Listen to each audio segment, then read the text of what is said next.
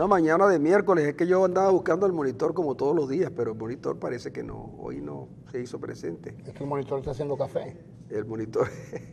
Entonces, bueno, pasa que no podía, no sabía que estaba al aire, de verdad. Lo suponía y por eso estaba callado, pero no importa. Buenos días, amigos. Buenos días a todos los que nos siguen acá en Global TV. Nosotros seguimos aquí para ustedes hasta que todo esto termine de definirse. Incluso nosotros que llegamos a sus hogares en diferido a través de YouTube, del canal de Roja y Arenas, que Andri Bernal maneja muy sabiamente, también en la cuenta en la página web de Ender Arenas, en Telered TV, que son los amigos de Oriente, nuestros amigos en Oriente que están siempre pendientes de nosotros, y a quienes pronto le haremos una visita ya en Lecherías para fortalecer los lazos que nos unen con Telered TV. Por supuesto también a los amigos de Matrix y a los amigos de Multivisión, que ayer nos siguieron mucho porque estaba con nosotros el alcalde de Machiques, el Toto Márquez, que por cierto ayer nos reveló que es un aspirante serio a la gobernación del estado, pero bueno, lo dejaremos para otro día. Ahora estamos en los buenos días. Buenos días, señor Ronald. Buenos días, profesor Rojas. A la gente del CNE no se le dan los buenos días, se le dan las buenas tardes, porque ellos se levantan muy tarde después de... Ellos están en sesión permanente, pero pasan todo el día mirándose las caras hasta que empiezan a sesionar a las 5, a las 6, a las 7. Y a las 8 ya no, porque la inseguridad de allá en el centro de Caracas debe ser, los debe tener atemorizados. Entonces llegan a las 5, empiezan la reunión a las 5:30, 5:45, y a las 8 de la noche ya. No, ellos llegan un poco antes, porque antes de que ellos lleguen, ellos llegan un poco antes de la reunión. Ellos tienen la consabida tertulia o la conferencia con alguien muy importante, de quien reciben informaciones de las que van a conversar ahí. Ciertamente que el mejor club de amigas que se ha podido crear en Venezuela son las señoras del CNE. En Maracaibo tenemos una versión de ellas, pero mucho mejores porque están cargadas de humor. Las señoras de Maracaibo. Las señoras de Maracaibo sí cargadas de humor, mientras que estas señoras del CNE están cargadas de cinismo y mucho sarcasmo. Basta con ver basta con ver a Tibisay para saber que es una mujer instruida, además de instruida, con sensibilidad de artista. Y es justamente lo que ella hace, arte, a veces convertidas en artimañas para despistar a la oposición venezolana, en el sentido de no hacerle saber efectivamente si el revocatorio irá o no irá. Y hasta ahora yo debo reconocer que Tibisay ha sido lo suficientemente, como diría yo, histriónica para hacerles creer lo que ella quiere que crean. La oposición le tiran bolas como, por ejemplo, van a tener que recoger las firmas en 20% por cada estado, y entonces un día le dicen no, por cada municipio, no, por cada parroquia. Entonces en la oposición sale, por supuesto, cuando no están distraídos con los asuntos de Timoteo, están distraídos, quién sabe, con las declaraciones de Patricia Poleo en Miami, o de alguno de ellos. Entonces, la oposición... Mr. Popo también. Entonces resulta que, porque ya Reinaldo Santos no es el oráculo querido de la oposición venezolana. Lo cierto es que Tibisay y las otras muchachas del coro, porque ya las otras tres son muy diligentes, hay una que en su coreografía se golpea la mano derecha con el puño izquierdo, y sobre todo cuando baja las escaleras. Y entonces, por supuesto, yo tengo la impresión de que a última hora les van a decir a la oposición, sí, van a recoger las firmas, pero le vamos a dar una cantidad tan pequeña de máquinas para que sea prácticamente imposible, o en la raya, que ustedes recojan las firmas. Para que al final decir, fíjense que ustedes no, lo que les faltó fue tiempo, ustedes no tenían tiempo. Porque Tibisay Lucena hace tiempo que dejó de ser la presidenta del CNE para convertirse en la presidenta de la Comisión Electoral del gobierno.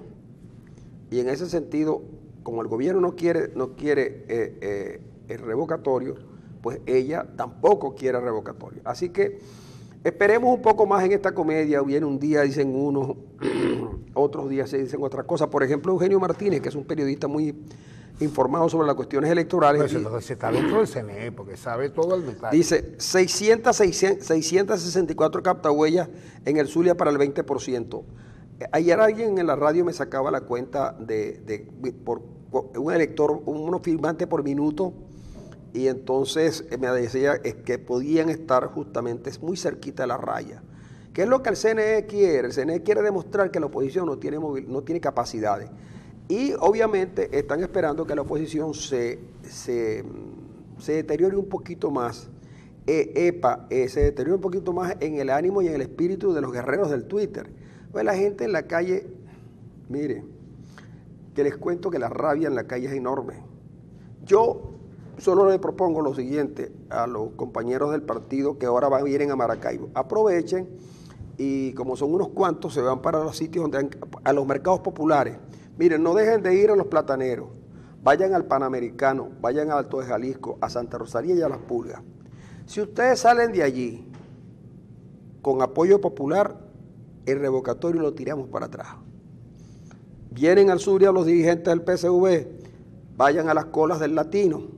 Pedro Carreño, por ejemplo, que es el responsable del Zulia, puede ir a las colas del Latino a decirle a la gente que todo esto es por su bien, que ellos no consiguen medicamentos y por lo tanto se les muere la gente y no consiguen los alimentos y por lo tanto no se pueden alimentar, pero que eso lo hace Pedro Carreño y otros más por el cariño que le tienen a la gente.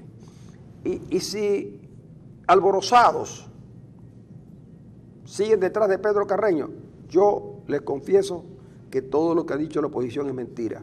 Incluso Henry Ramos es capaz de renunciar a su candidatura presidencial si Carreño logra esto. Sobre todo el Carreño que ahora aprovecha para felicitar a Timoteo Zambrano. Por cierto, de los tejemanejes de Timo hablaremos un poquito más adelante. Sí. Por lo pronto ese es el título del artículo de Marianela Salazar hoy en El Nacional. Pero yo te quería hacer dos preguntas.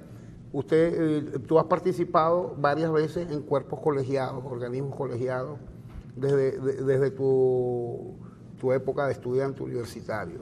Cuando esos cuerpos colegiados es porque son varias personas y se tienen que poner de acuerdo por una mayoría para tomar decisiones. Cuando esos cuerpos colegiados por determinadas razones se declaran en sesión permanente, ¿qué significa? Bueno, que hay un tema muy importante que hay que debatir en el término de la distancia y hay que salir con conclusiones rápido. Por eso se declara en sesión permanente, o a veces también ocurre que los acontecimientos se están desarrollando a tal velocidad que tú necesitas estar reunido para poder analizarlo en el momento que corresponda, porque si tú lo dejas para más tarde, pudiera la decisión no ser la más correcta. Por eso se declaran en sesión permanente esos organismos. Ahora, sesión permanente no quiere decir que mañana, tarde, noche y madrugada están reunidos pensando y debatiendo el tema. Depende, por ejemplo, si hay imagínate tú, te voy a poner un ejemplo hipotético, porque claro, la Fuerza Armada venezolana, la Fuerza Aérea venezolana, logró detectar un avión en el aire y no lo tumbó porque la Fuerza Aérea Venezolana está acostumbrada a tumbar los aviones en tierra. Esa es la explicación que muchos no quieren, que no sabían, pero yo se la estoy dando ahora.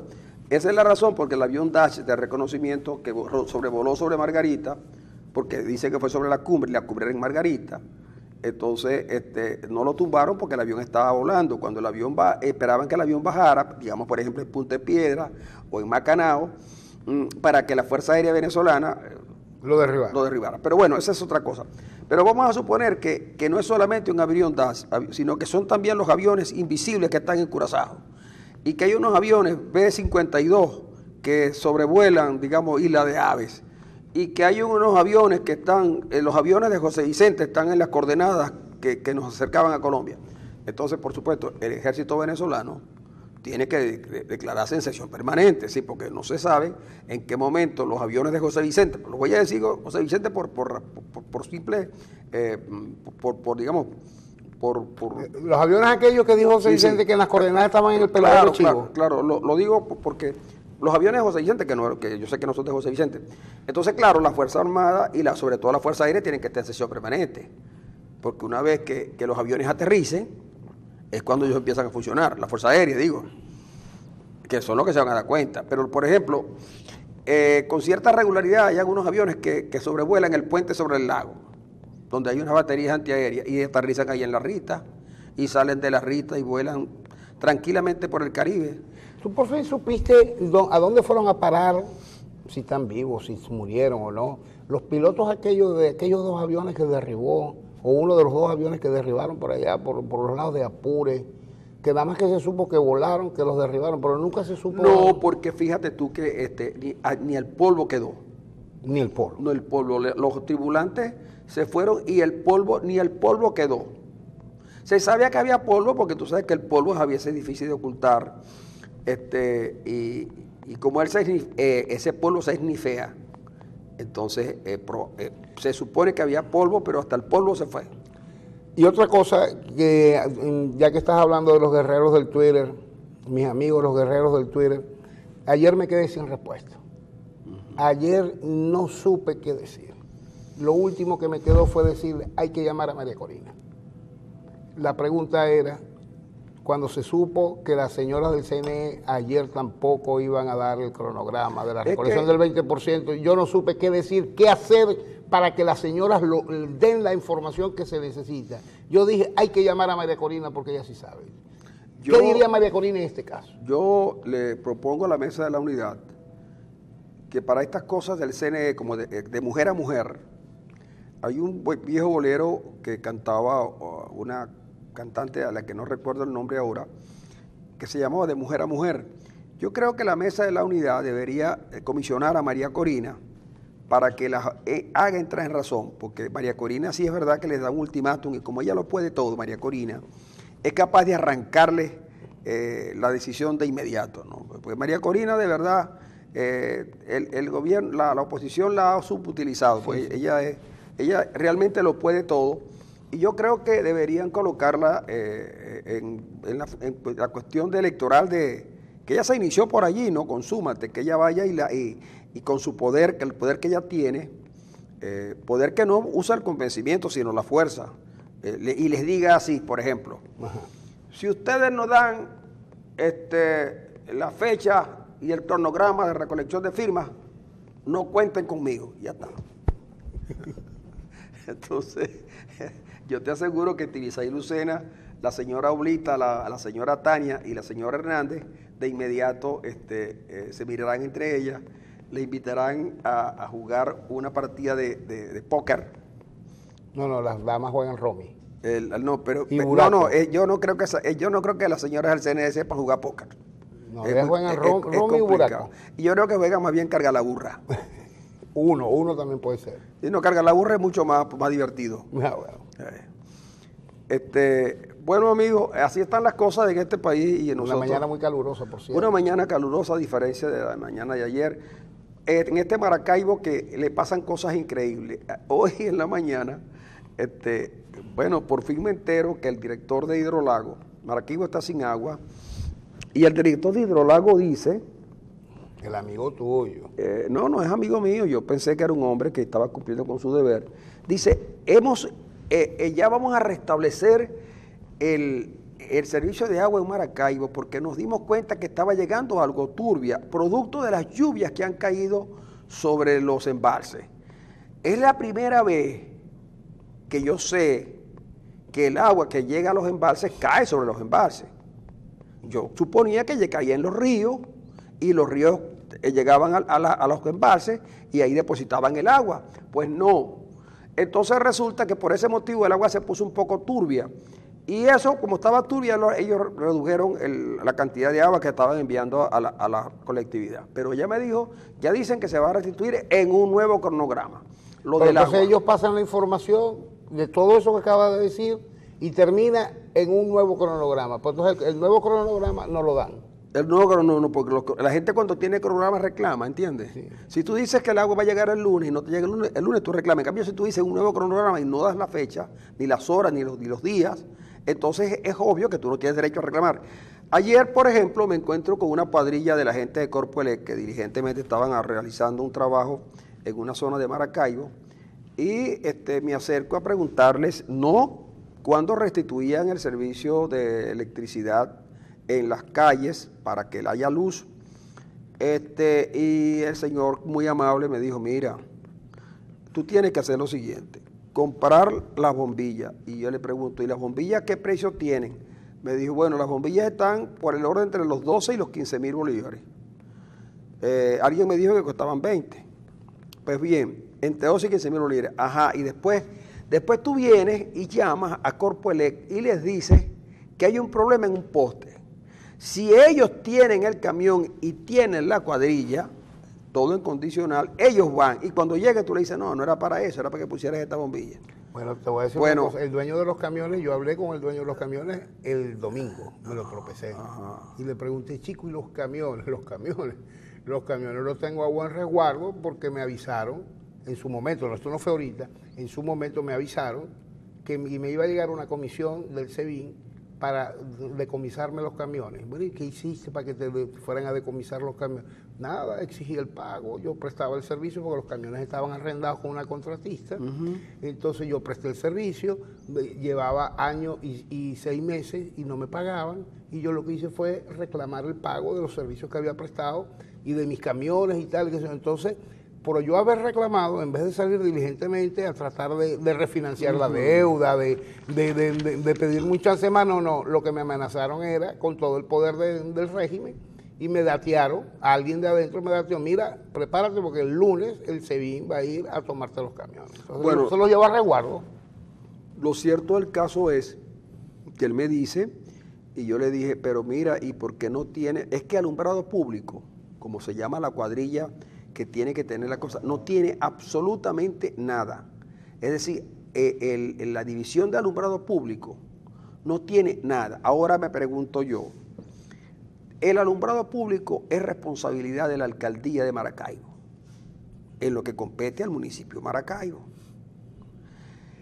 Antes, cuando en el BEN recaudaba los pagos de tributos y otros tipos de pagos de la alcaldía, en el BEN de una vez se cobraba el pago por la electrificación, por la luz por la electricidad en las calles, la luz y esas cosas. Pero una vez que en el BEN, porque la alcaldía de Maracaibo no está en manos del chavismo, decidió no recaudar, porque lo hacen como las alcaldías que maneja el chavismo en el Zulia, sí la recojan en el BEN, pero con la de Maracaibo no. Oye, chicos, recojan los impuestos, cobran lo que ustedes tienen y arreglan las calles. Sencillo, es una operación comercial que no es capitalista ni socialista, es sencilla de hacer. Pues bien, el señor me dice que la gente de alumbrado público no tiene absolutamente nada y que no pueden trabajar. Entonces la pregunta mía es la siguiente, oye, eso no se puede arreglar, miren, los concejales, hagan algo los concejales también, vayan, busquen la manera de conversar con la gente de Corpoelec, busquen una fórmula que les permita a ustedes arreglar las cosas de Maracaibo, las calles, y lo de Hidrolago, por favor, y lo de la internet, por favor. Oye, se perdió todo lo que teníamos. Yo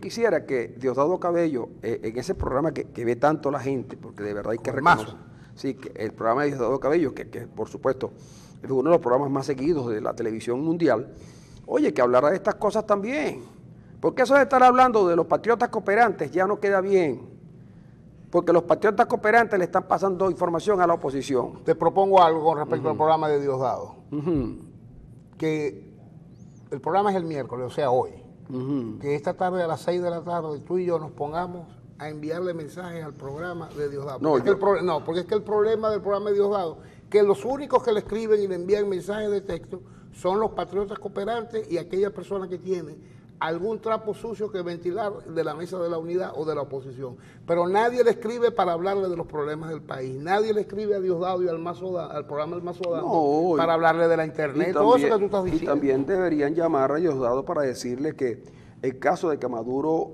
no pueda superar la cuesta de la impopularidad, oye, que pudiéramos nosotros pensar que en vez de Maduro, Diosdado como candidato, porque hay que ver que Diosdado sí tiene gente, ¿no? Sí.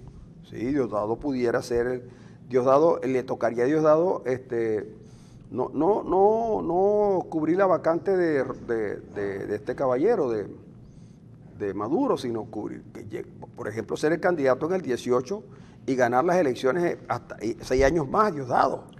Porque te digo, Diosdado es un tipo de una popularidad que la gente tiene que tomar en consideración. Y otra cosa que anoche, de verdad que dormí con un poquito de desconsuelo, es más, no estoy seguro de haber descansado mucho, desde que supe por boca del presidente Maduro de que no va a ir a la ONU, de que quien va a representar a Venezuela en la Asamblea General de las Naciones Unidas es del cielo INA. Y a mí eso... ¿Cómo es la cosa? Chicos, que el presidente Maduro dijo anoche que él no va a ir a la Asamblea General de las Naciones Unidas. ¿Pero por qué? Pues, chicos, debe ser que está muy ocupado, que él nombró como su representante y su vocera a Delcy Eloína. Yo te voy a decir lo siguiente, a mí de verdad... Eso me causó un gran desconsuelo. Oye, cuando yo veo a los amigos andar con gente que los protege, así, gente de fortaleza, así, me siento contento. Se está protegiendo de la nieve, se está protegiendo de la nieve. Pero bueno, no hablemos de cosas que no están todavía. Pero yo le voy a decir, a mí me da, mira, yo les voy a confesar a ustedes lo siguiente. Yo poco me interesaba en la política internacional. La verdad que lo reconozco.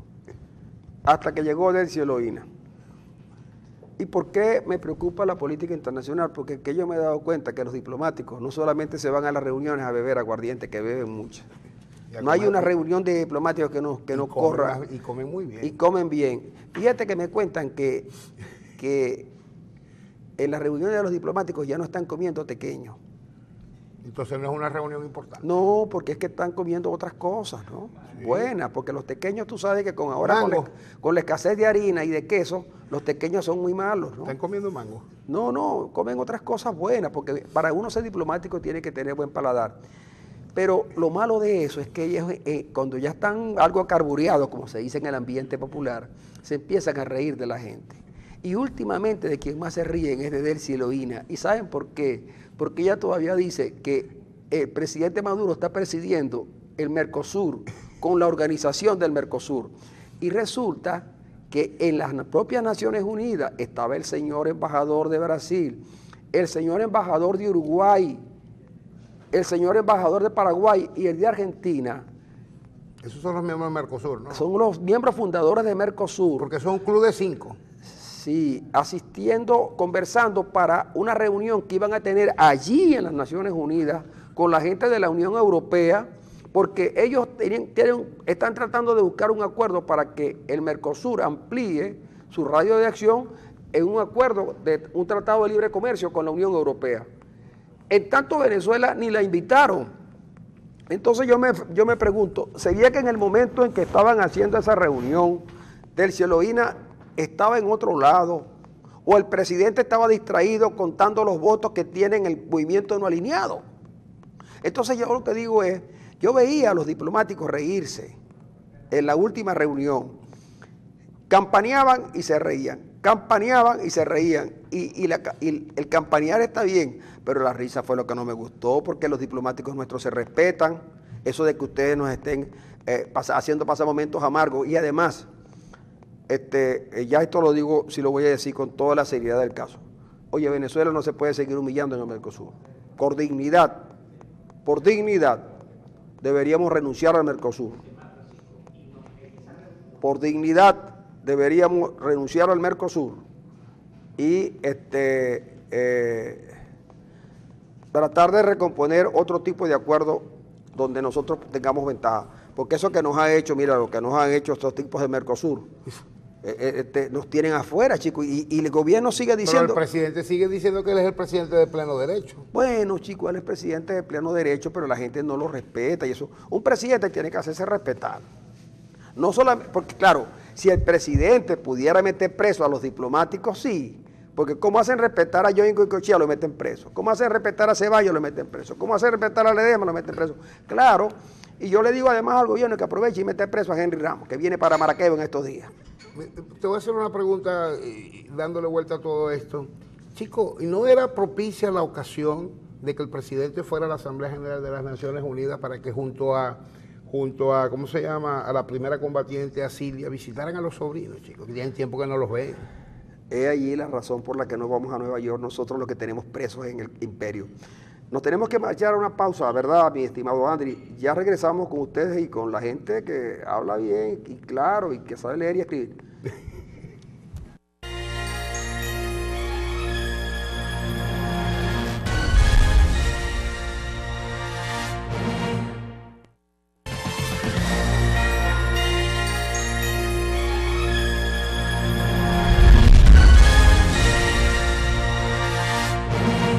Aquí seguimos, amigos, ahora en compañía del profesor y dirigente magisterial Gualberto Macirrubí, con quien estamos conversando hoy porque hace un tiempo atrás, cuando pensábamos conversar con él, ese día lo habían citado a un tribunal y por supuesto hay que ir a los tribunales, porque si uno no va, lo salen a buscar.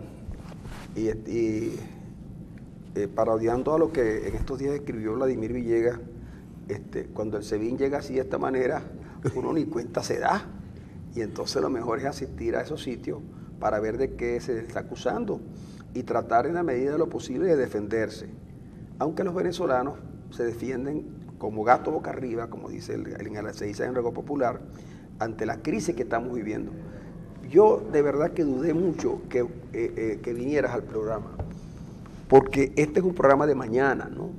Y lo ve mucha gente que se angustia con las cosas que pasan. Y a mí en particular me angustia mucho lo que ocurre en la educación a todo nivel. Y estuve leyendo una encuesta que hizo un organismo sindical sobre la educación en el Zulia y me preocupé mucho, al punto que intenté hablar con la profesora María Briceño de Queipo, que es mi amiga desde tiempos universitarios, y lo insólito, me ha pasado 2 veces. Cuando quise llamar a Catejón, cuando llamé a Catejón, salieron de Catejón. Y cuando llamo a la gente de María de Queipo allá a la oficina, me dice, ya María de Queipo no despacha, pero me lo dijeron en un tono, ya la señora Queipo no despacha de aquí. Y le digo, ¿usted sabe quién le habla? No sé, pero no importa, para el caso es lo mismo. Bueno, y entonces yo te voy a contar lo siguiente, haz lo que tú quieras, di lo que creas, porque yo ya me voy a empezar, yo estoy deprimido desde ayer, sabiendo que tú venías. Cuenta lo que menos puede afectar al espíritu de los zulianos. Bueno, en verdad, agradecerles este espacio. Y este tema educativo, yo diría que en una sociedad como la nuestra, que debe estar preocupada por la educación pública, inclusive la educación privada, creo que es necesario establecer como premisa que nosotros venimos insistiendo que no vale la pena seguir manejando ese cliché de una educación pública. Si uno le pone el apellido de educación gratuita y de calidad. ¿Por qué? Porque sencillamente viene ocurriendo, y de hecho nosotros en el... Gualberto, creo que tenemos problemas con la balita, entonces nadie no importa. Nada más que te estamos escuchando nosotros. Había problemas con la balita de Gualberto, que se había dañado. Pero es que esos equipos se dañan mucho, eso de las balitas, y le estamos cambiando la que tenía por una nueva. Por cierto, tú que estabas preguntando por la profesora María de Queipo, ayer estuve en un programa de televisión en un canal hermano, muy cerca de donde está. ¿Hay canales hermanos? Sí. Hermanos nacidos de este lado de la Grauta Vibrador. Es una cosa más hipócrita que el país, hermano. Y entonces, pero se arman frente. Son países hermanos, pero los tipos tienen un batallón frente a frente, ¿no? Y bueno, pero la hermana República de Colombia. Pero lo que te quería decir es que la profesora María de Queipo tuvo un programa de televisión ayer en un canal ayer, sí, en un canal hermano. El tema del programa fue analizar punto por punto las conclusiones del documento final de la reunión de la asamblea de la cumbre de Mercosur. Ese es el tema que estaba discutiendo la profesora Queipo, pero hoy el tema no es la profesora Queipo, porque después de un documento balance de lo que había sido el año escolar de 2015-2016 presentado por el SUMA en julio pasado, extrañamente a la semana siguiente la profesora María de Queipo salió del despacho de educación del gobierno de Francisco Arias Cárdenas Pero ella no es el tema hoy. El tema hoy es Gualberto Macías Rubí con el inicio del año escolar, que bueno, podemos comenzar, Gualberto, de esa evaluación del periodo pasado a lo que tenemos de enfrente, porque el 26 comienza el periodo escolar. Sí, de nuevo agradecerles a ustedes pues esta oportunidad. Yo decía que en las sociedades el tema educativo debe ser la prioridad. Lamentablemente en nuestro país sigue la crispación política, el problema que tenemos enfrente ante una situación precaria de país. Y bien decía Francisco que las cifras tienen que ser alarmantes. Yo le contaba a ambos lo que nos ocurrió ayer cuando un docente de Almirante Padilla nos hablaba de la situación de Almirante Padilla, de lo que es la isla, de lo que es ese municipio. Entre otras cosas, él decía que los muchachos en el periodo pasado escolar se retiraron desde abril, que el liceo, como le decía el profesor, el liceo solamente cumplió 2 periodos, 2 lapsos de clase. Y eso trae a colación una suerte de reto que tiene la nueva autoridad educativa. Yo le digo a Francisco que ojalá no lo vaya a invitar para acá, pero lo vayan a raspar de una vez cuando usted lo vaya a invitar y ya cuando esté el profesor Quintero, ¿no? No, Neuro Ramírez, es un profesor de trayectoria, ya está jubilado. Aprovecho para hacer Neuro Ramírez era profesor de media. Correcto. Y de la universidad. Eso, correcto. ¿Y usted profesor dónde, estimado? Yo trabajé en el Liceo Almirante Padilla, en el Liceo José Ramón Yepes, ya estoy jubilado, y también con la Universidad Experimental Libertador. No, ahí fuiste profesor. Sí, profesor. ¿Y Nerio Romero dónde fue profesor? En La Guajira, en el municipio Páez, allá en lo que llamábamos el internado, allá en el municipio. Allá era profesor sí, Nerio Romero. Romero. Sí, y nosotros venimos trabajando porque creo que se hace indispensable que no solamente las organizaciones sindicales estemos únicamente para hablar sobre temas laborales, sino que hay un tema educativo de por medio. Yo les decía también, y le digo al gobernador, la Escuela Armada Horas Chávez, usted la prometió para el año escolar pasado. Ahí lo que hay es basura, pero es una afrenta para la educación, que se estén adelantando los trabajos para una plaza, que a lo mejor no nos sirve a todos, pero ojalá que eso lo hicieran los alcaldes, las alcaldesas. Y se dejó a un lado ese final de la Escuela Armada Horas Chávez. La deserción escolar sigue galopante. A mí me preocupa mucho que cuando el Ministerio del Poder Popular para la Educación suprime que tú no lleves para la inscripción ni fotocopia de la cédula, que no lleves partida de nacimiento, que no lleves nada, que los muchachos no vayan con nada, que vayan a la escuela como puedan. A mí me parece que aquí es como cuando usted está frente al espejo de su vida y usted no quiere enfrentar un problema. La situación de la deserción escolar en el país y en nuestro estado está grave. Aquí la gente lo está enviando a los muchachos a las escuelas. Aquí tenemos una escuela, Andrés Eloy Blanco, aquí en Delicias, al lado de lo que es el comando de la policía que está en Delicias. Una frutería muy buena tienen en el estacionamiento. Exactamente. Esa escuela, el turno de la tarde se perdió. Están reubicando los maestros. ¿Por qué? Porque no hay matrícula.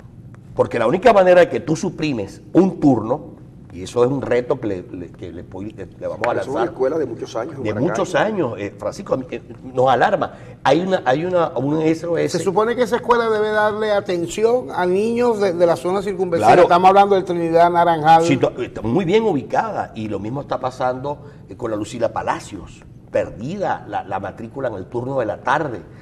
Planteles de mucha trayectoria aquí en el 18 de octubre donde están amenazados porque al no haber matrícula escolar, yo le digo como patrono a Francisco o a Ronald, mira, te tienes que ir de la escuela, te voy a reubicar porque no tengo alumnos. Pero entonces viene un tercer problema, entonces viene Nerio Romero, que es interino, ay, ¿yo qué hago? Bueno, te vas a ir sin pagarte medio porque tampoco tienes alumnos. Es decir, aquí hay un problema tanto de lo que significa el estudio como pilar fundamental para que en el país existan ciudadanos, para que tus hijos se formen, como el problema que tenemos laboral al establecer como tal este tipo de deserción escolar. Yo creo que aquí hay que asumir que en verdad en el periodo escolar pasado hubo fallas en el PAE. PAE es el Programa de Alimentación Escolar Nacional, que en ese mismo estudio lo denunciamos. Por cierto, sobre el país quiero decir es que el gobierno regional renunció al programa local porque no lo pudo atender, no lo quiso atender y se dio la competencia al Ministerio de Educación Nacional. Entonces, ese PAE, que antes también tenía la competencia del PAES con Z, pues prácticamente escuelas donde no llegaba la alimentación y eso provocaba aún más esa ida, ese ausentismo escolar, que se transforma en deserción cuando yo no cumplo el periodo escolar. Pero, Alberto, cuando uno los oye hablar a ustedes y contrasta con la realidad, termina haciéndose del conocimiento de una realidad muy preocupante, de un hecho muy preocupante. Y yo me pregunto, ¿por qué los funcionarios del gobierno que deben tener un compromiso con la educación o bien niegan las cifras que ustedes dan? Por ejemplo, Lester Toledo, un dirigente político en la región, comenzó a señalar que el gobernador Arias Cárdenas no estaba cumpliendo con las obras que decía que estaba inaugurando y que estaban listas para inaugurar. Yo le recomendé al gobierno regional que ellos lo que tenían que hacer era no ponerse a perseguir a Lester por lo que estaba diciendo, sino desmentirlo con hechos, con realidades. Y entonces, por ejemplo, lo de la Lara Zulia, demostrar que efectivamente la Lara Zulia está terminada. Con el distribuidor Padre Vilches, porque nosotros le decimos Padre Vilches porque nos negamos a que eso se llame el nombre que le quiere poner el gobernador Arias, que todo el mundo en el sur está en desacuerdo con ese nombre. Bueno, lo terminaron y está bien, me parece que es bien bonito, que ayuda al tráfico allí, ok. Y con el oncológico, que Lester decía que el oncológico no se podía inaugurar, y ayer, por ejemplo, ayer o el lunes, ¿usted tiene que decir algo? No. Ajá. El oncológico, el secretario de Obras Públicas o de Infraestructura, yo no sé cómo se llaman esas cosas ahora, pues, invitó a un grupo de periodistas a que fueran a ver la obra y les dijo, en 2 meses está listo. Y según lo que me cuentan algunos que estuvieron, efectivamente ahí hay una realidad que está cubriendo. Y entonces, ok, a lo mejor no son 2 meses, a lo mejor son 3, pero tenemos el oncológico. En el caso del Andrés Eloy Blanco y en el caso de la Lucila Palacio, oye, chicos, algo hay que hacer con eso. Claro. Algo hay que hacer con eso porque no es que estamos hablando de donde daba clase Nerio Romero. No.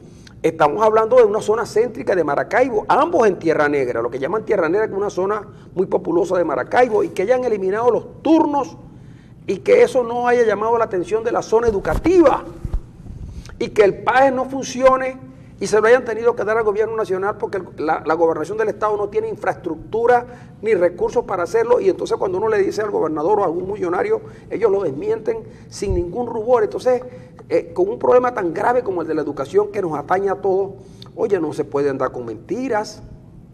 Y entonces lo que pretenden es criminalizar la opinión del disidente.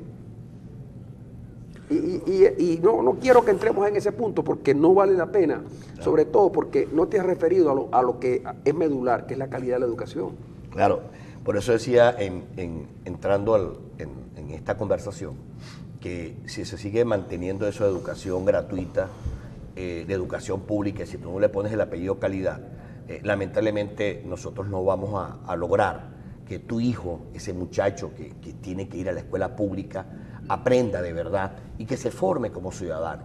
Nosotros, aparte de todas estas cosas negativas, pudimos asistir el sábado a la culminación de la formación académica que el sindicato viene proporcionándole a las muchachas que se venían graduando de técnico superior en preescolar, que ya estaban siendo titulares en las escuelas, y culminaron una carrera con la Universidad Experimental Libertador, con nosotros como sindicato, y en el Instituto Pedro Emilio Coll, 175 docentes de los municipios de Jesús Enrique Lozada, del municipio Almirante Padilla, de Mara, de Maracaibo y de San Francisco, logramos que esas muchachas culminaran, porque parte de todo esto implica que tú como docente puedas seguir manteniendo permanentemente esa formación, que no solamente viene dada por los posgrados, por los diplomados, sino que tienes que asumir un reto. Mira, cuando aquí se roba una escuela, y ojalá que quienes están ahorita, si están despiertos, algún zagaletón de eso o un maleante, cuando usted se mete a una escuela a robarse ese cableado eléctrico, usted sabe el daño que le hace a esa escuela. Que esa escuela, para ustedes, para recuperar el cableado no tarda menos de 4 meses. En el mejor escenario, 4 meses. Yo me conseguí una escuela en la parroquia Cecilio Acosta, no voy a dar el nombre para que no lo sepan ustedes, que, digo ustedes, los que se meten en esas escuelas a robar. Porque en ¿no? realidad este programa lo ven mucho ellos, sí. Al punto que una vez a Ender Arenas lo atracaron en una estación de servicio y el hombre, como Arenas nunca carga nada, porque Arenas es un hombre, no solamente, Arenas es muy austero y muy pobre, le quitaron la chaqueta. Y entonces Arenas llegó al programa, la gente preguntaba por qué no tenía chaqueta, él contó la historia. Oye, y cuando salimos del canal, el hombre estaba en las afueras del canal con la chaqueta en la mano. Bueno, o sea que, tranquilo muchachos, que nosotros no lo vamos a denunciar. Decía que en esa escuela de Cecilio Acosta, pues la directora me contaba cómo ellos habían prácticamente hecho como una especie de un salón con algunas protecciones internas en las paredes, para ahí guardar el aire acondicionado, algunos aires acondicionados, los poquitos que le quedaba, algunos materiales de la escuela. En las vacaciones. En vacaciones. Y las maestras, y ella se llevaba a su casa implementos y objetos de la escuela por temor a que, como había sido robada unas 7 u 8 veces, caso por ejemplo, aparte de esa Rómulo Gallegos en Cristo de Aranza, ha sido robada 25 veces. ¿Qué puede quedar en una escuela cuando usted acepta que eso haya ocurrido y no tengamos la seguridad en las escuelas? Todo esto, y viene a la propuesta que debemos dar para mejorar esa calidad educativa. Si tú no tienes una escuela en buen estado, si la escuela comienza el lunes, por ejemplo, el profesor Nero Ramírez pasó un memorándum excelente, yo lo felicito públicamente. En el memorándum él decía que las clases, con nosotros, por cierto, que las clases comenzaban el día 26. Perfecto. Es una política que trazó el Ministerio del Poder Popular para la Educación. Y él decía y utilizaba una palabra clave en la gerencia moderna, que es que sin coacción y llamando a la reflexión a los maestros se incorporaran el 23 para ver cómo estaban las aulas, cómo estaba la sección. O sea, eso se utilizó siempre. Y es bueno decirlo públicamente también de esos funcionarios. Lamentable al profesor Nero Ramírez le dejaron una suerte de anarquía en la Secretaría de Educación. Entonces los maestros desde el lunes los están llamando para que se incorporen, porque ese memorándum no tiene validez, porque lo que tiene validez es lo que diga la jefe del municipio escolar o el jefe o el director, porque tienen que presentarse a partir de ayer 20, porque si no les quitan la cesta ticket. Cesta ticket que está en deuda, menos mal la gobernación aparentemente va a cancelar a finales de mes esa actualización de cesta ticket. Y entonces hay una suerte de anarquía, y ojalá el profesor Nero logre establecer que los jefes de municipio cumplan lo que él como autoridad educativa del Estado está estableciendo por orden de un ministro. Los maestros se incorporan el 26. ¿Quién se incorpora? Preescolar, educación, lo que se llama el nivel de educación inicial, primaria y educación especial. Y el 3 de octubre los liceos. ¿Para qué están llamando a los maestros a que se incorporen hoy? Díganles más bien, mire, vengan el viernes, vamos a trabajar, vamos a limpiar. Pero si le acepta a ti que ya ahora con la nueva reglamentación, claro, ya no tiene que ir a trabajar. Claro, o sea es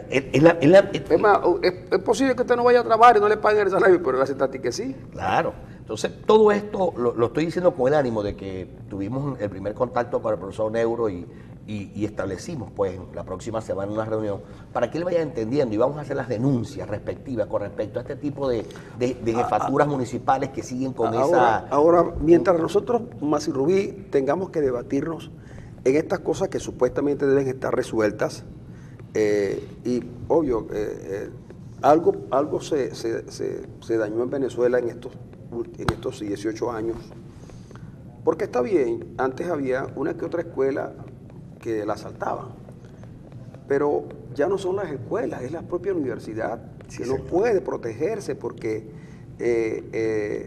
yo recuerdo que a mí un día me dijo yo le daba clase a unos PTJ,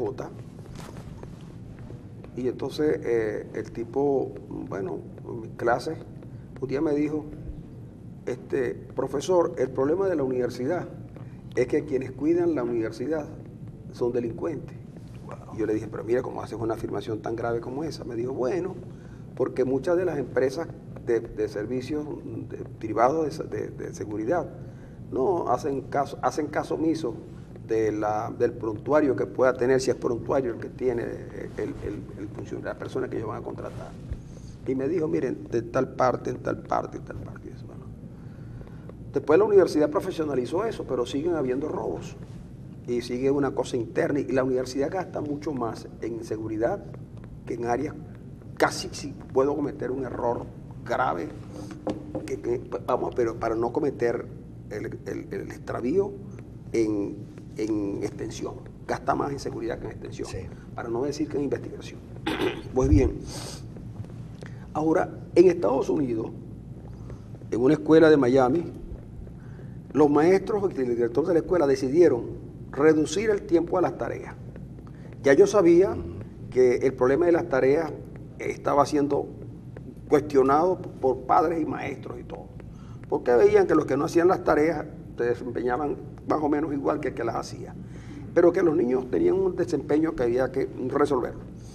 Y además de eso sabemos que la educación en el mundo avanza a pasos agigantados. En Finlandia, por ejemplo, todo el sistema de asignaturas se acabó porque ahora resulta que es una educación más integral, y entonces ya tú no tienes que ir a clase de castellano, a clase de inglés o de francés o de biología o química.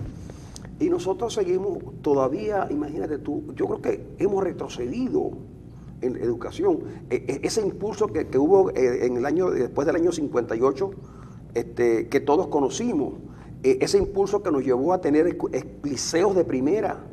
Casi todos los de mi generación estudiamos en colegios, en liceos de Estado, y eran buenos. Después pasó la desgracia, en la que tuvo mucho que ver el sindicalismo de la época y los gobiernos de la época, que fueron acabando con la educación pública y pasando a la educación particular, y se crearon colegios particulares de primera también. Sí.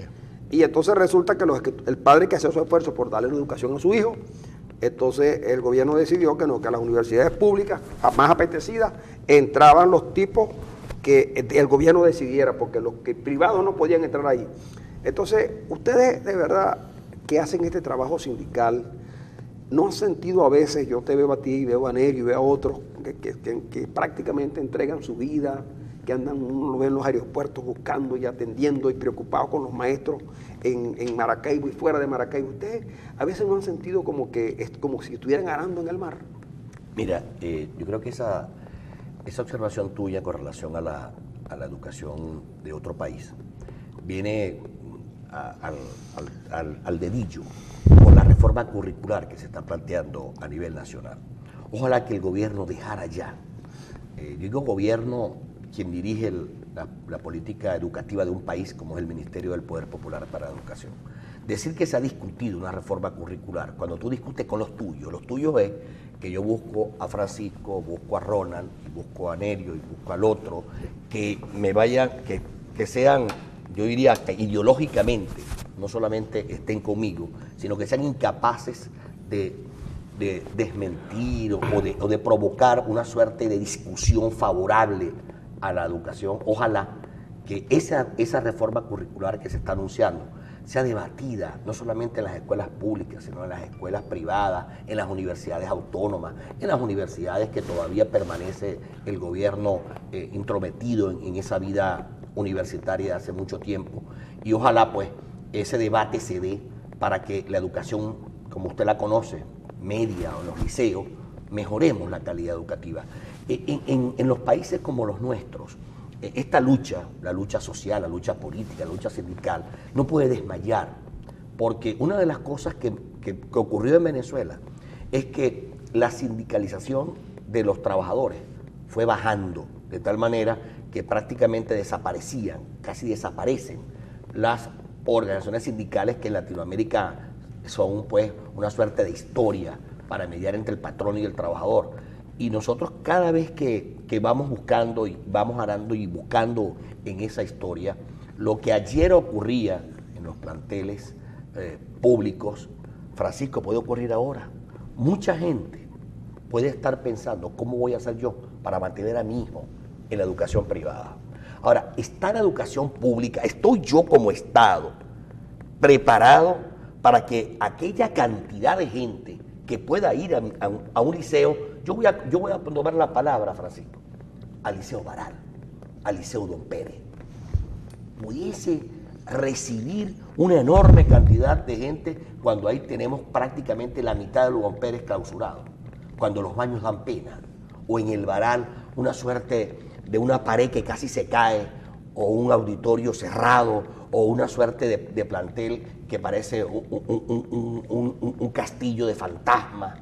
Es decir, cuando tú ves ese escenario donde está la clase media desaparecida y donde el empobrecimiento es de tal magnitud que yo digo, es que ya no puedo más en el liceo privado, pero cuando yo voy con mi hija más que un hijo, porque cuando usted tiene una hija y la va a enfrentar a ese liceo, no se imagina lo que está ocurriendo con los profesores que están amenazados por un vandalismo interno que hay, donde si no me pasas yo soy capaz de lo que sea, y los profesores callados aguantando.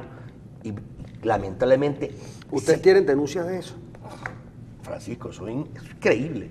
O sea, muchachos que están entrando y que han tenido los profesores en San Jacinto, en el Beltrán Ramos, que hacer operativos con los bolsos para buscar armas, porque el problema es interno, el problema de la droga está agarrando cuerpos otra vez en los planteles. Entonces es necesario hacer una gran misa de discusión. Sí, por eso es que, perdona que te interrumpa, Alberto, en días pasados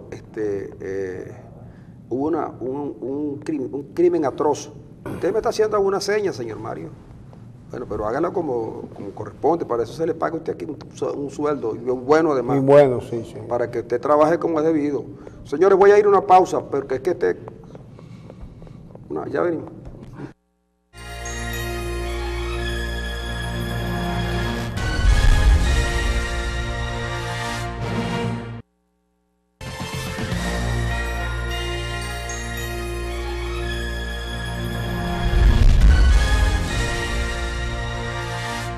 Para hablar un año. Amigos, aquí estoy con Gualberto Gualberto Ibarreto. Eso fue ayer, chico. Gualberto Masirrubí, que es Gualberto Ibarreto, ¿verdad? Cuando Gualberto cantaba, María Antonia, recuerdan que la mujer de él que barría con un papermate, de tiempo aquello que no se usa nadie usa un papermate. Papermate. El único tipo que sigue usando las mismas cosas de antes soy yo, que uso esto, mire. Sí, desde mucho tiempo, y me gustan y los colecciono además, pero eso es otra cosa.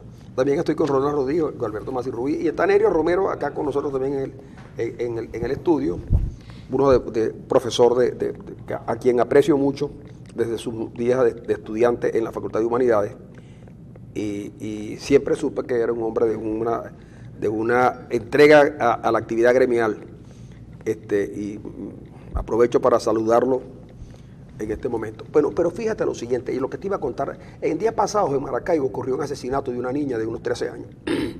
La niña, obviamente, su mamá, sus hermanos estaban de alguna manera enfermos con esta cuestión de la droga. Y unos muchachos también de ahí, unos jovencitos, la asesinaron. Bueno, asesinaron por cualquier cosa, por efecto de la droga.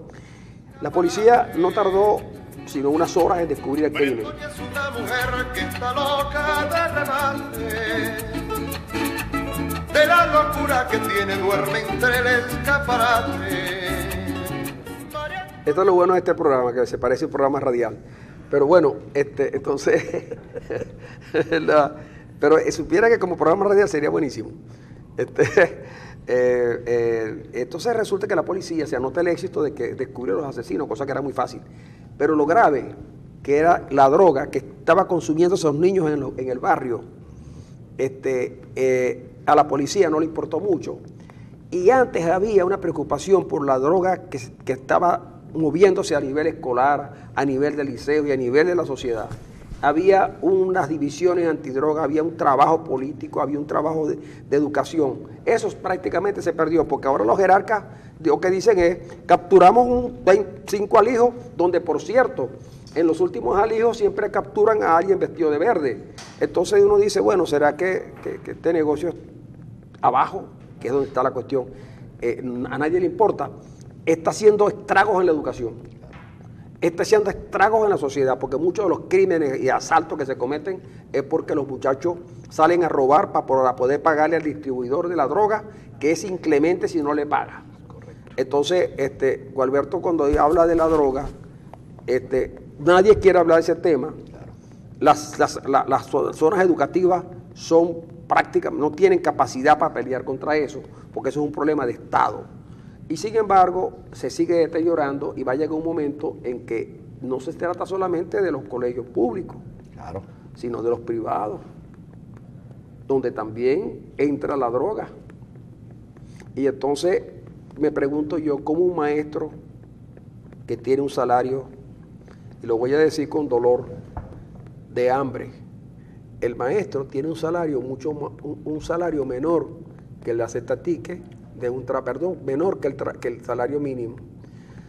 Un profesor de media, ¿cuánto le pagan para poder tener algo para comer y vestirse y tener los hijos que probablemente los tiene que llevar a un colegio privado porque en el público donde está no los puede llevar porque ahora ni siquiera podrá pagar los pasajes? ¿Cómo hace un maestro para comprar libros, para educarse, para tener tiempo? Para no hablarles de la tragedia de los profesores universitarios. Ayer me contaba un abogado que trabaja en la parte esa de tribunales de menores, que extrañamente, cuando arranca después de la actividad vacacional, siempre esos tribunales están llenos porque las madres andan buscando las pensiones. Y las madres dejaron de ir, me lo dijo ayer un abogado muy conocido en Maracaibo, porque entre lo que tienen que pagar para alimentarse y en pasaje, se les va la pensión y prefieren dejarlo ahí, dejarlo en el tribunal. Entonces, entramos en una cosa, Alberto, que como te decía, termina la gente deprimiéndose, porque un padre que no puede pagar 40.000 bolívares en el Colegio Bellas Artes, por ejemplo, que es un buen colegio, bueno, a lo mejor no son 40, a lo mejor son 30, pero por ahí anda la cosa. 29. O no puede pagar la buena educación para su hijo, lo va a llevar a un colegio público. Y cuando llega al Liceo Baral y con esa descripción que tú haces, ¿qué hace el pobre padre que tiene que llevar su niña al Liceo Baral a estudiar primer año con 12 añitos, o tal vez menos? Y eso no le va a llamar la atención al gobernador Arias Cárdenas. Arias prefiere hacer elecciones en el sindicato y citar a Masirrubí al SEBIN. Oye, de verdad que uno no termina no sintiendo nada por ustedes, porque lo que le importa a la sociedad, a ustedes no les importa. Y yo por eso decía en mi intervención anterior, que lo hago más que como conductor del programa, como educador. No le estoy hablando a Alberto Masirrubí como el conductor del programa, estoy hablando como uno más, como un venezolano más, que siente la angustia de la gente que no puede mandar a sus muchachos al colegio porque los colegios privados tienen que cobrar. No pueden dejar de cobrar la matrícula porque tienen que por lo menos mantener el local y las áreas deportivas y hacer un poco de actividad y pagarle a los maestros para poder obtener, porque si no también se les van. ¿Cómo hace un colegio a quien el gobierno irresponsablemente, sabiendo que no está combatiendo la inflación, le aumenta los salarios a la libre? Y ahora le dicen que les van a aumentar otra vez. Y más de uno se contenta, porque nominalmente le entregan más dinero. Dinero con lo que no puede comprar nada. Vean la educación. Y te advierto, esto que te estoy diciendo ahora, una vez se lo planteó un gobernador. Y le dije, mire, si usted quiere trascender, usted puede escoger entre hacer cloacas, beneficiar a sus amigos o hacer carreteras, que son importantes sin duda, o construir casas. Pero si usted le dedica más dinero a la educación, la gente va a decir, mira, cuando él estuvo de gobernador, las carreteras no fueron las mejores, pero la educación en Zulia fue la mejor. Pero nadie, ni de ahora ni de antes, se han preocupado por la educación.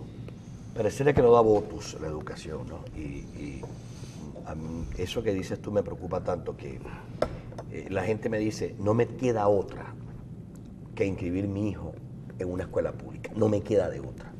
Decía Francisco que quiero reafirmar eso, la mayoría de nosotros venimos de las escuelas públicas. Yo soy egresado del Liceo José Ramón Yepes, y cada vez que puedo, cada vez que tengo la oportunidad en estos programas, insisto en la calidad educativa, porque cuando nosotros estudiábamos en los liceos públicos, los malos estudiantes se iban para las escuelas privadas, lo puedo decir con mucha sinceridad. Para nosotros, en los grupos de clase baja, media, decíamos, no, fulanito estudia en tal colegio, porque él es mal estudiante. O salieron aquellos famosos para sistemas o de libre escolaridad, que se decía antes. Porque no, y ese va a estudiar ahí porque ya no puede más.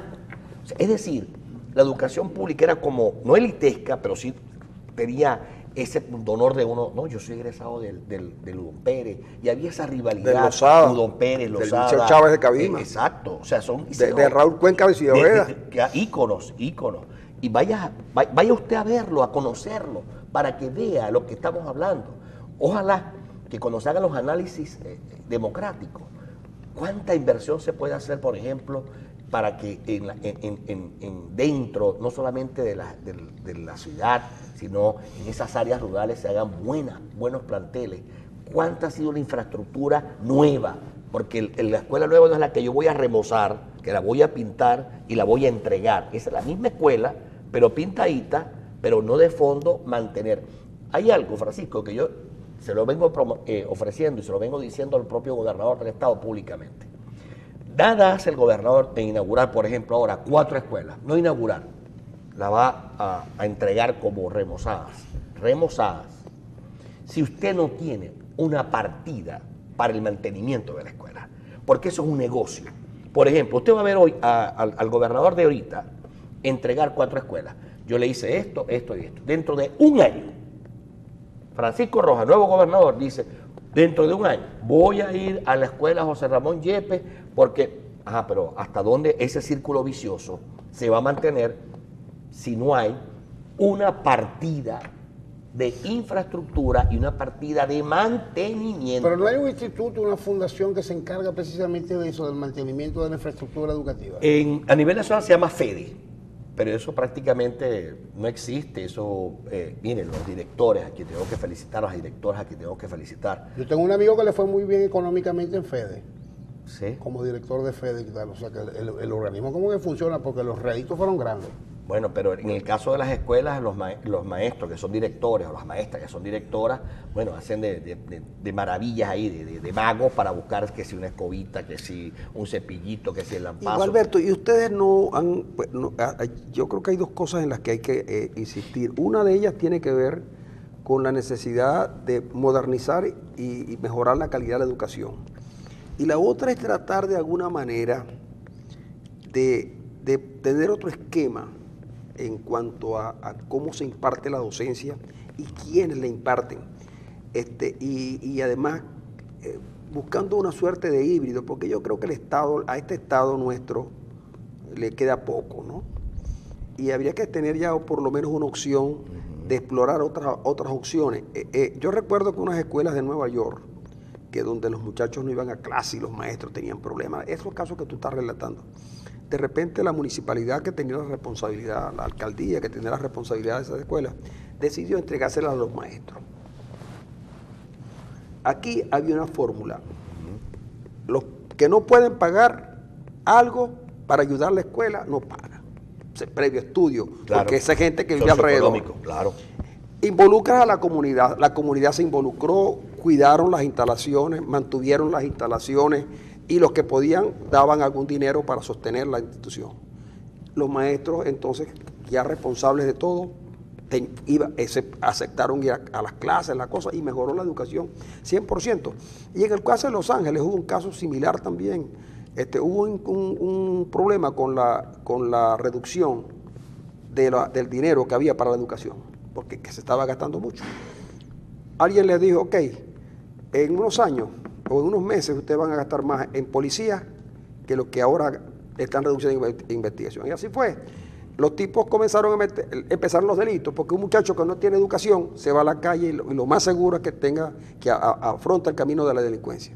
Bueno, si un país quiere avanzar, si un país quiere trascender, si un país quiere hacer una revolución, necesita hacerlo con la educación, pero una educación de calidad, donde un maestro sea bien remunerado.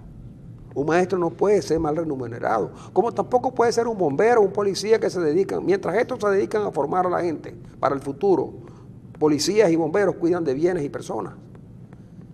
Una sociedad que no funcione así, no es una sociedad, es cualquier otra cosa. Y siempre tendremos, el año que viene, cuando volvamos a tener a Gualberto Masirrubí aquí, no nos va a decir, mira Francisco, mejoramos en esto y esto y esto, sino que tengo la certeza que me va a decir, mira, hemos mejorado en esto y esto. Porque lo que nos puede contar Masirrubí en lo que queda de tiempo, es que aquí hay muchachos que los gradúan sin saber física, ni química, ni matemática, sin saber leer ni escribir.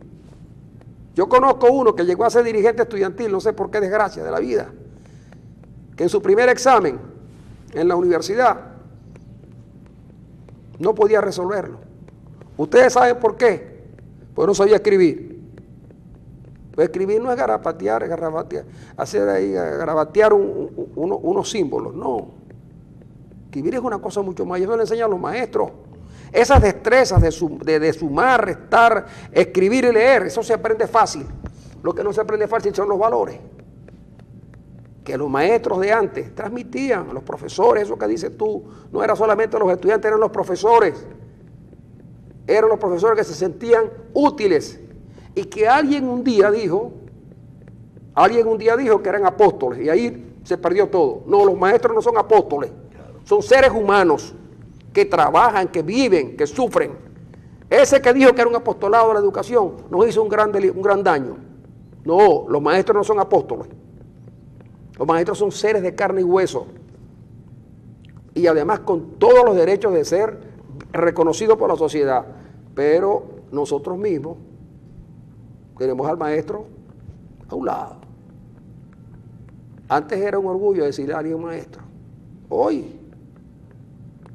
Entonces, pero como no podemos irnos, porque tú eres la voz autorizada en este caso, cuéntanos cómo es esos liceos donde no hay profesor de física. Y entonces el promedio de física es la suma de las notas de las otras materias. Sí, si hay algo que tiene delicada la educación es la evaluación, porque a veces se confunde evaluación con medición. Nosotros hemos dado con esa polémica en las universidades, dimos mucho debate con relación a eso. En Venezuela hay una suerte de oportunidades, porque se habla de la palabra inclusión, mal empleada, a mi entender, con relación a la educación, porque hay muchachos, por X, por Y o por Z, que no cumplen con los requisitos mínimos para ser aprobados. Y en este momento en Venezuela, cuando se le hizo daño a este país, creo que fue en el gobierno de Caldera, con aquella famosa promoción automática, comenzó esta suerte de estar, de la permisividad a la hora de evaluar. Entonces, cuando no hay una escasez, prácticamente los docentes de física, de química y de matemática están en extinción. Estamos asumiendo, como bien decía Francisco, que si yo tengo en el grupo, en mi sección, un maestro, un profesor de física que estuvo permisado, la profesora tuvo pre y postnatal, no tuvimos un suplente a quien los muchachos pudieran atender, le decíamos el promedio y le colocamos la nota promedio para que él no se vaya sin esa nota a los efectos de obtener un título, el título de bachiller. Nuestro gran problema en este momento, y voy a lo medular, es la permisividad que hay en la educación.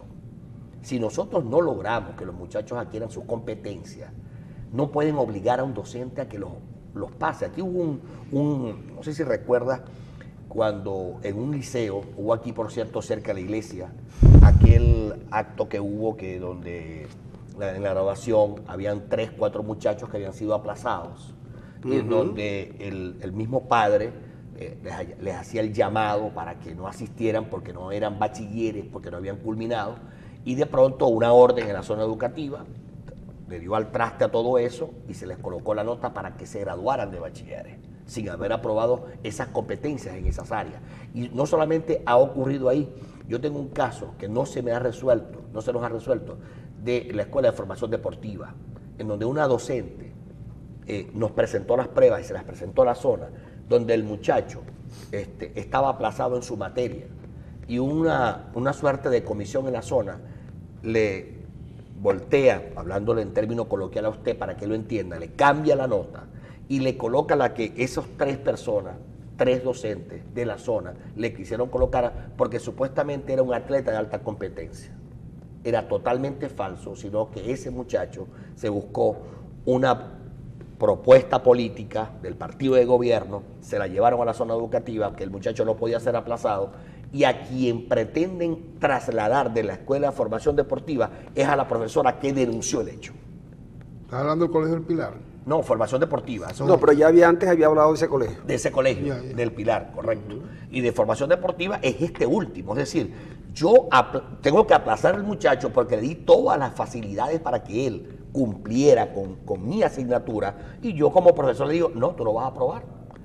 El muchacho se mueve políticamente, consigue que la zona educativa le modifique la zona, y a quien culpan y a quien sacan de la escuela, del liceo, de formación deportiva, a la docente que denuncia el caso.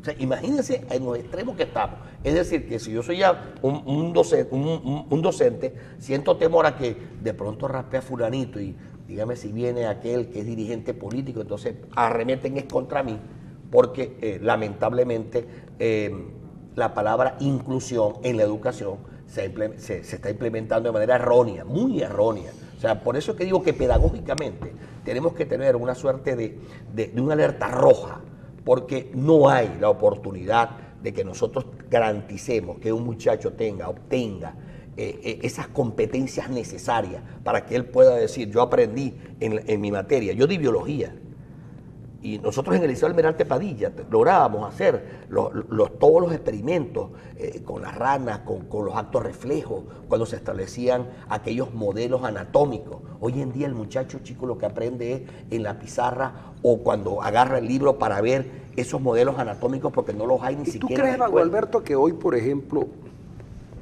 alguien pueda sentir orgullo de ser bachiller? Bueno, yo creo que esa reflexión, y por eso respiré profundo, esa reflexión te la voy a responder con esta pregunta. Nosotros, mi familia, tenemos por mucho tiempo, y la gente nos conoce en Cabima, el Juan Pablo Pérez Alfonso como instituto tecnológico. Mi hermano es el director, mi hermana, estamos todos allí. Y nosotros hemos tenido que implementar una especie de curso paralelo para un propedéutico para matemáticas, esencialmente para matemáticas, e incluso para el área de la lectura comprensiva, porque a veces los muchachos no les facilita una suerte de redacción, no la tienen. Y ya el muchacho, con el título de bachiller, yo creo que está insatisfecho. Pues fíjate lo siguiente, cuando comenzó la Universidad Bolivariana, no tengo nada, digamos, personal en contra de esa universidad, como de ninguna. Más allá que uno, con algunos conocimientos, es capaz de hacer alguna evaluación, digamos, superficial.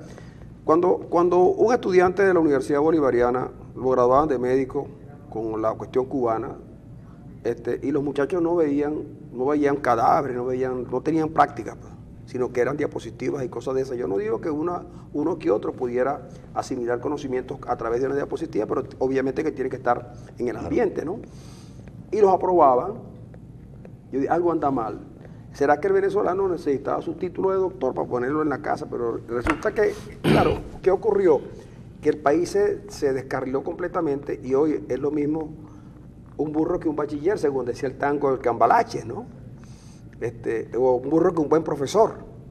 Entonces ocurre que uno que se gradúa en una universidad y le pagan 7.000 bolívares, o un profesor que no estudió, que no leyó, que no está en nada, a uno que tampoco, porque que ni siquiera eso tiene. Entonces digo yo, oye, ser bachiller, ser licenciado, pareciera que no sirve para nada, ni reconocimiento social. Yo recuerdo que cuando yo llegué a Maracaibo, ser profesor de la Universidad de Zulia era una cosa de reconocimiento pleno, ser profesor. Y yo quería ser profesor. Yo a lo mejor pienso que por eso, pero yo antes quise ser político, porque los políticos también eran reconocidos. Yo también quise ser profesor universitario un tiempo. Entonces resulta que ahora ser profesor de una universidad, yo conozco un amigo que él tenía una novia y la muchacha lo quería. Y entonces el día que fue a pedir la mano de la muchacha, después el tipo más o menos educaba a la usanza antigua, y le dijo al papá de la muchacha que la pretendía, y le dijo, ¿usted dónde trabaja? No, yo soy profesor instructor en la Facultad de Economía de la Universidad del Zulia. Bueno, todo quedó bien. Él sintió un silencio. El padre se fue a la cocina, regresó con una taza de café, y le dijo: mijo, usted le va a echar a esa muchacha la misma broma que le eché yo a la madre de ella.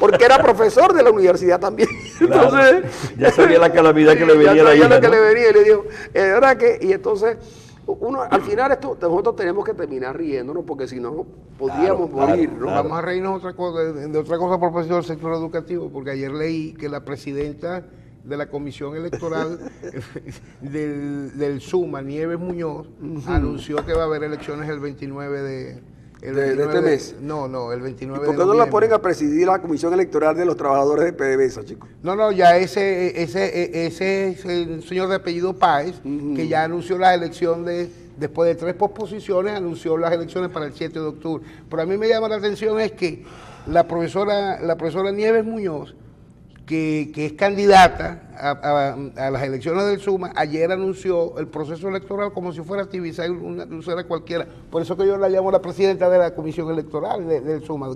Cuéntenos usted cómo está ese proceso, profesor. Sí, ese es un proyecto electoral que, gracias por la pregunta, pero yo creo que esos temas que tocamos eran claro. prioridad. Donde es un proyecto electoral, entre comillas, provisional porque ese proyecto tiene una partida muy mala. Se estableció a partir del 19 de septiembre, cuando los maestros están en vacaciones. Nosotros hicimos la impugnación ayer, porque me parece y nos parece que si van a arrancar con un proyecto en donde los docentes están en vacaciones, cuando el profesor Aristóbulo Isturi fue candidato en el 2001, o en el 2007, exactamente en el 2001, dice Nerio. Él apeló una vez al Tribunal Supremo para que se suspendiera parcialmente las elecciones en la CanTV, porque se establecía lo que significa las vacaciones colectivas del magisterio. Se suspendieron las elecciones de la CTV producto de eso. Nosotros estamos diciendo que si los maestros se incorporan, unos el 26 y otros el 3 de octubre, ese programa debe comenzar el 3 de octubre. O, en su defecto, reprogramar toda la actividad. Y es una omisión ad hoc, porque en el 2013, cuando fuimos a hacer las elecciones, 6 horas antes del proceso, salió una decisión de una medida cautelar innominada en donde se suspendía esas elecciones. Duramos 3 años con el Tribunal Supremo para promover que estas elecciones se dieran.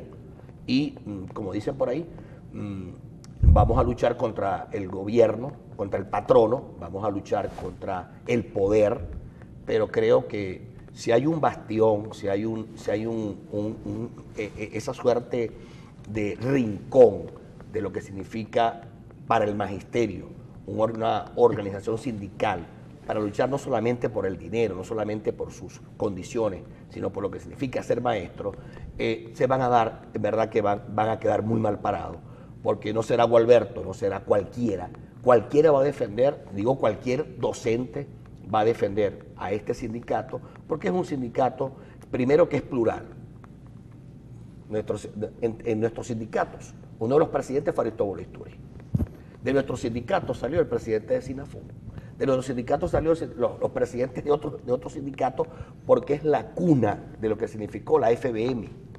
Y nosotros hemos sido, y yo recuerdo por mucho tiempo cuando gobiernos adecos, copellanos, ahí no se miraba el color político, sino que se luchaba por una causa sindical, por una causa gremial.